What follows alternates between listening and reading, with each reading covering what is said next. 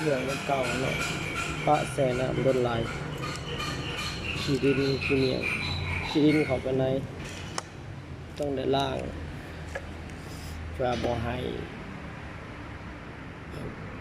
ขี้เหนียวเข้าไปตันหูสายไฮโดรลิกนี่มันจะเป็นขี้เหนียวครับที่ปะไว้โดนแสสโลมดีแล้วก็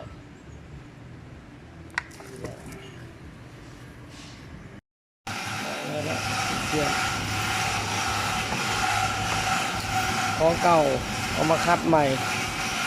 ขี้เหนียวเขาเบิดแสงน้ำก็ไฮโดรลิก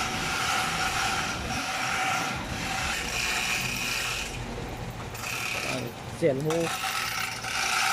เสียนเขาเมีย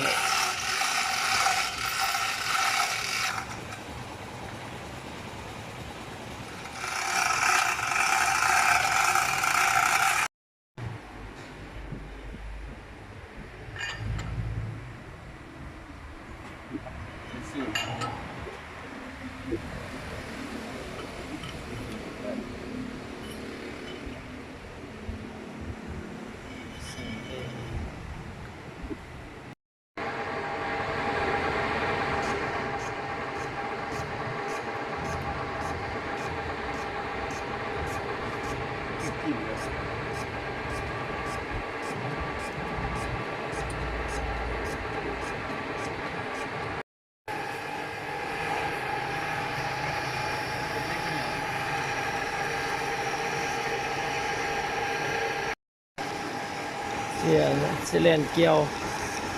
สิเลนเกี่ยวใส่กึ่งไปเฮ็ด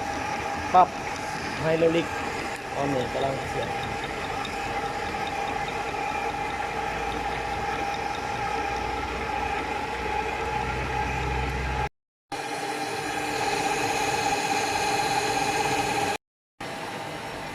เสียนเหลื่อม